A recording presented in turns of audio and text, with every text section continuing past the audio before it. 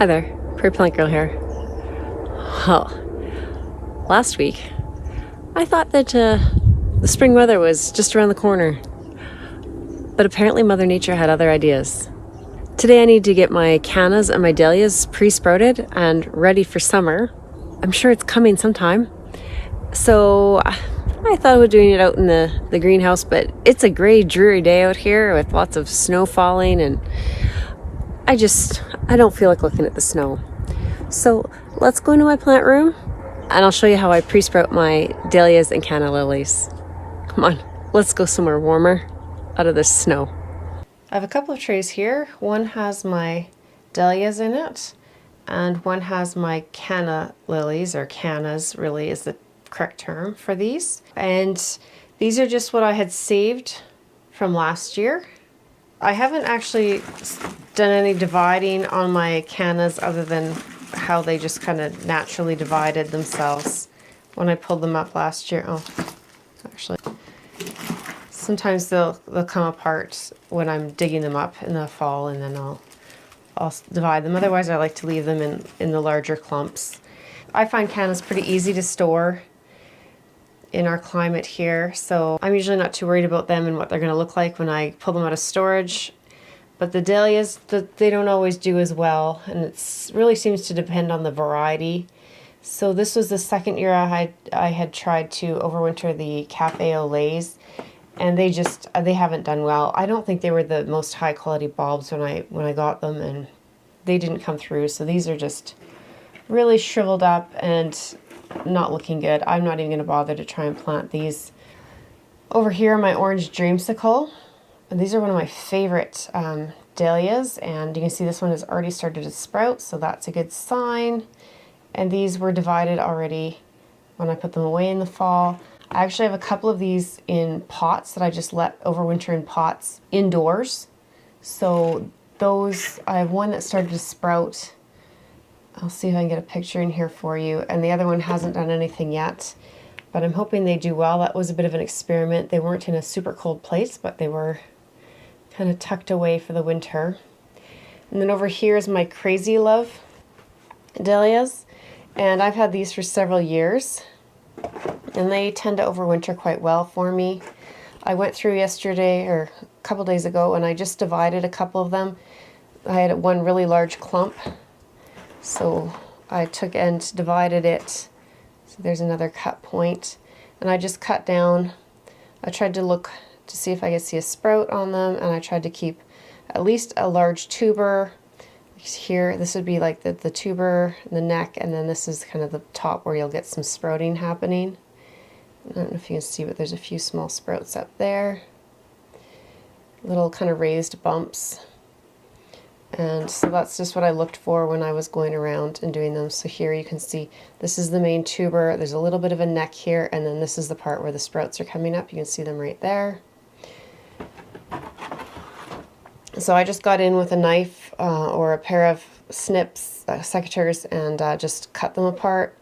And this one, I see the main tuber, the neck, and not sure where I saw, oh, maybe right in here there's some bumps. That's probably where I thought the sprouts were. But you can see here again, there's sprouts up at the top part here.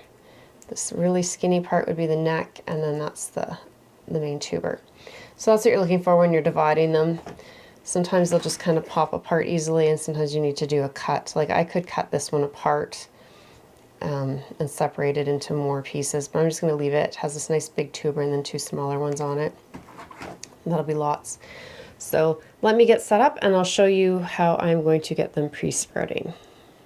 There's a couple of ways that you can sprout your dahlias indoors. I have my preferred method, but I'll also show you another couple of ways that people find good success in doing this. So if you want to try one of those, then those are available to you as well. My favorite way to do it is just to grab a pot, just a small pot, whatever size will fit your tuber in. So this one, my tuber will lay in there, and since the sprout is pointing up that way, that's how I'm going to put my tuber. If the sprout was going upward, I would put my tuber like this so that it's coming up, but it doesn't really matter from what I've ever found if you lay it flat or stand it up. As long as you have this point where the growth points are going to be coming at the top of the soil, then that's all that's really necessary. If you have any of these old roots on and they're in your way, you can take them off because they're not going to do anything for you. They're done. They're just dried up old roots. You don't need to take them off, but you can if they're in your way or you're concerned about if there's soil. You know, if you have trouble with rot or mold in the past, sometimes those small roots can be the starting point of that. So all I'm going to do is just take some of my pre-moistened growing medium here. Now you could use potting mix, or you can use a soilless mix that you use for seed starting, whatever you have. It doesn't really matter. You're just giving some sort of medium right now that's going to bring some moisture to your tuber. And you're not really worried about how deep down it's going.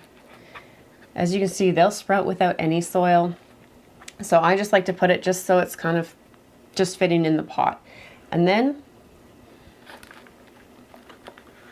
I just cover over it. Now when I'm doing this, I'm going to try and work, because you saw I had kind of three tubers on this one stem here. So I'm just going to try and make sure that there's not big air pockets between the tubers, that the potting mix is getting down between them all. You can give it a little tap. You can kind of bounce it on the counter, whatever works. There's my little sprout, so I'm going to be careful not to cover that up. Hopefully you can see it there. You can bury it in soil, but I don't want to break it off, so that's what I'm being careful about. Make sure I'm clear about that. It can get buried, like if your tuber winds up deeper and your sprout is down deeper, that's just fine.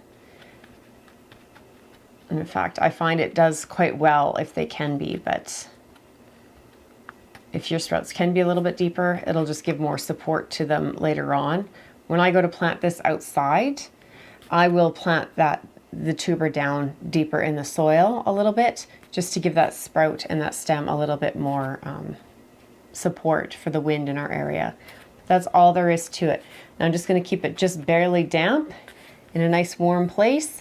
When the sprout is coming back up out of the soil, right now it's buried, I'll have to give it some good strong light, undergrow lights or a really bright window, anything like that, but make sure it's not freezing or getting cold. We want the warmth to break the dormancy. That's my orange dreamsicle. So I have two more here of those to do, but let me show you on this one that's a little bit larger. So there's not big prominent growth points coming out of this one yet. So I'm really not sure if they're going to want to grow from over on this side or what. So when I take one like this, I tend to put it down in the pot this direction, because then those growth points will come up and they'll find their way up to the light. Because of that, I'm going to want a little bit deeper pot. So the size pot I had before would have this sticking quite a ways out. Otherwise, it's the same system. So I'm just going to put some of that potting soil in the bottom. And I'm just going to stand my tuber in and fill around it. Same thing, I'm going to be careful to make sure that the mix is filling in any of those nooks and crannies, and we don't have big air pockets down in the pot. So I'm not trying to pack the soil tight, but I'm just trying to make sure that it's filling in any pockets where there was just air and no soil or mix. And then I usually just go around to the top of the pot, trying to bury most or all of it. So there's a little bit of this old stem sticking up, but that's fine. I'm not worried about that. And again, just a nice warm place where it's going to retain moisture. And once it starts to sprout, it'll need some bright light. I'll need to put a tag in, of course. And that's all there is to it. I plant my dahlias out once we're past all risk of frost. Dahlias are a tropical, warm, loving plant. They need quite a bit of water. They don't want to be sitting in wet. They want good draining soil, but they want to be watered often and frequently. and they like to be fed. So they want good nutrient-rich soil. So make sure you're using your fertilizers, whatever fertilizer you choose. Usually a bloom fertilizer of some sort is one that works really well for dahlias to get those big flowers. The reason you would want to start them indoors early before your last frost date like this is if you live in a climate like I do with a short growing season, you want to get them going and sprouting earlier so that they have time to set buds and blooms before the end of the season when frost might take them out again. You can plant them directly outside once it's past your frost date, and they will grow for you. But in a short season, I only have about 110 days of frost-free time in my gardening season, so I might not get blooms or just a few blooms before the frost takes the plant out. So that's why I start them early. Usually I like to do this around the end of March. I just hadn't got to it yet. So something else that some people will do is they'll just take their tubers and just stand them up and put them under bright light and wait for them to sprout, which is probably what happened with those few that were sprouting. I did have a few that were starting to sprout in my cold storage, but some have started to push sprouts. Now they've been sitting out here for a few days warming up, and there's lots of bright lights, they're starting to sprout. And if you do that, then if you're not sure and you want to divide your dahlias, that can make it easier to find those little sprouts and know where to cut it so that you have all the parts that you need. So you can just do that. They will dry out a little bit, I find, so you might want to keep some moisture around or spritz them once in a while, but that will work. Another thing that you can do, some people will do, is they'll take them, stand them up like this, and then they'll just pack their potting mix around them. And then you can get quite a few, because you could put like 2 right here like this, pack some soil, put 2 more, just so there's soil between them so they're not directly touching. Put 2 more. Pack soil, put 2 more. So if you had a lot of tubers to start all at once, you could fill a tray like this with a lot of tubers, whereas a pot like this is going to take up more space in the tray. So that's the reason you might want to do it like this. And you do that, and it's the same thing. You're just going to want to keep it in a nice warm place where they're certainly not going to freeze, but preferably room temperature. And you know, it's nice if the humidity is, again, a little bit higher, but if you have the potting mix around them, that'll help just keep it damp, not wet. And like I said, light will help to get them sprouting and encourage sprouting, but you don't have to have them in bright light until you actually see those shoots coming up out of the soil. And then they definitely need that good bright light. Good grow lights are a really strong, like south-facing or west-facing window that's going to get a lot of sunshine through the day. So that's how easy it is to plot up your dahlias. So I'm just going to go through and quickly get the rest of these done because I don't have very many, and then I'll show you the cannas. Okay, so I have my dahlias all finished up, and now we're going to start on these cannas. And the cannas aren't a whole lot different than doing the dahlias. If anything, they're easier in my opinion. So with a canna, you just have basically this rhizome, or this kind of modified root structure that grows just barely underground. And all you want to do, this is just an old stem sticking up here, and then this side here and this side here are the root. So you could go in with a knife or strong secateurs or something, or even just, sometimes I just will pop them apart like that. I'm kind of brutal with them. They're tough plants. So that would be what you want to do if you wanted to get more cannas. These will grow, these small ones, and they should flower for you. They might not put on a huge display of flowers at this size, but they will still flower for you this season. What you're going to look for when you're planting them is to see there'll be some sort of a pointed part. That's where the new growth is going to come from. So here you can see it. There's one there and there's one there. And if I really look, there's probably more kind of raised bump areas. That's where more growth is going to come from. So hopefully you can see those really well. There's this here, and this one over here. And there was a raised point there. It's just starting to bump up.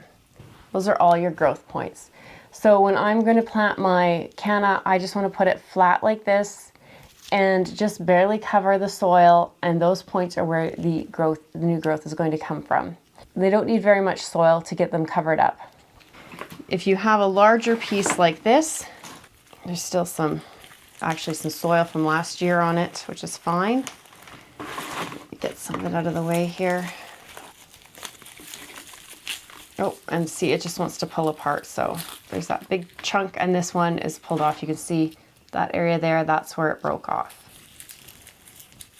And I could break this again into several more pieces. I prefer a chunk around this size for planting. To me, that's my preferred size. You're gonna have lots of growth points. You're gonna have a nice big plant with lots of stems and leaves coming up. And to me, that's the most attractive. Again, we have this big behemoth over here.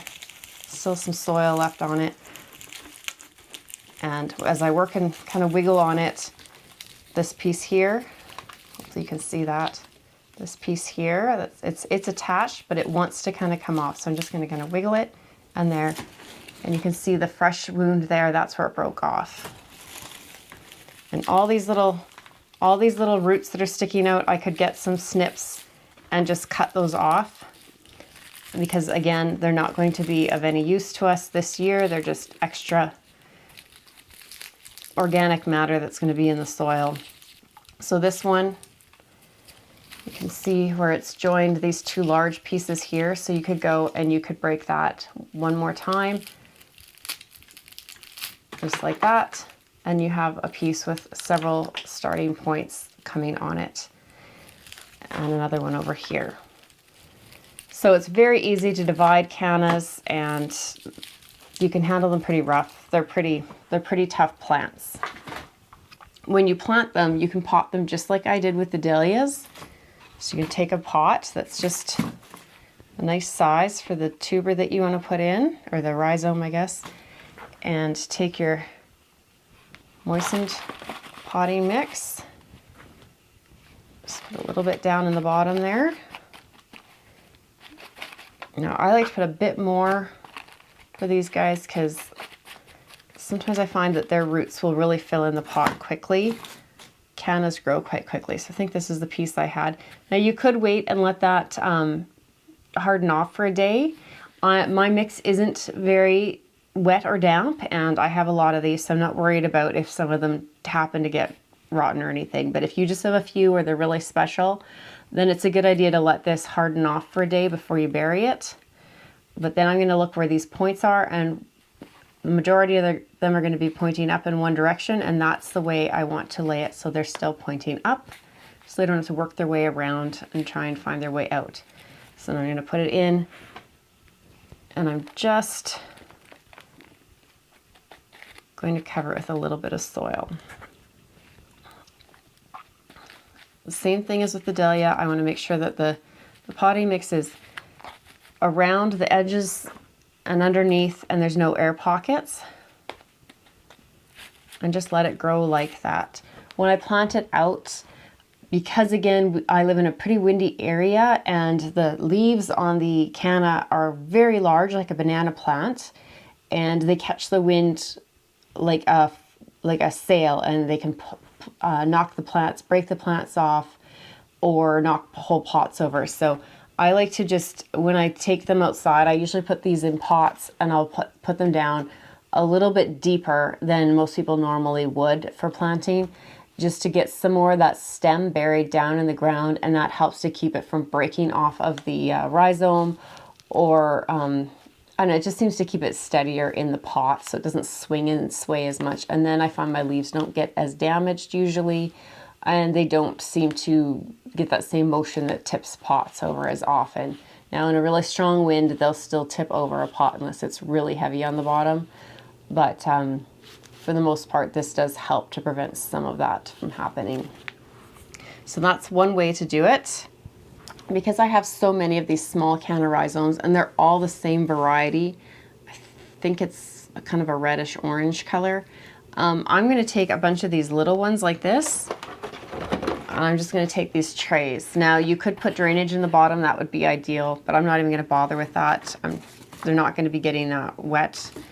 I just want to keep it moist, and I've been doing this a lot of years, so I'm pretty confident in my ability to keep the soil just moist without drowning them. If you're not as confident in that, then drainage would be a good thing, so you don't want these to rot. One of the things that'll kill a canna the most is too much moisture before they get their roots going, I find. Once they get their roots going, most cannas prefer a fairly moist environment. In fact, some cannas grow in boggy conditions. Not all, but a lot of them can handle that. So I'm just going to kind of lay them around again so they're not touching one another. Hopefully you can see what I've done there. And I'm just going to cover these with a little bit of soil. Now, like I said, these are going to be growing a smaller plant because they have less growth points on them. And sometimes we want just a small canna to pop in, especially if you're growing it for the foliage. It'll still give you those beautiful big leaves. Might not give you as many flowers, but sometimes it's nice to have a few of those nice big leaves in your flower pots, and this size will give you that and look quite nice with the bonus of a few flowers. The larger ones will give you more flowers and more leaves. So that's one way that you could do it like that and just kind of mass plant them like that. And then when it's time to pot them, you can just pull the individual plants out. Now, canna rhizomes put off a lot of roots, so you don't want to keep them in a space like this, I'd say, for more than a month probably, or you're going to wind up with such a huge tangle of roots that it might be difficult to separate them. Cannas will break pots, so you have to be careful that you're not packing them into, like the canna that I put in here that just fit nicely in this pot. If you do that at the beginning of the season in a pot like this size where you're packing that much canna into a pot, and especially if it's like clay or a thin plastic or a cheaper pot, it will probably break your pot. I've had many plastic pots that will become deformed by the end of the season, even when I've planted it with lots of space around the rhizome. Canna rhizomes grow fast, they put on lots of roots, and their roots are strong. So be aware of that and give them lots of space to spread out in their pot. Cannas want a nice hot, sunny spot to grow. And like I said, lots and lots of moisture. I think moisture for cannas is even more important than fertilizer, though they will reward you if you fertilize them with a good fertilizer. Give them lots of water, a nice hot sunny spot. Protect them from winds if you're concerned about their leaves getting shredded up, because it can happen, though I find them not as susceptible as some other large leaf plants.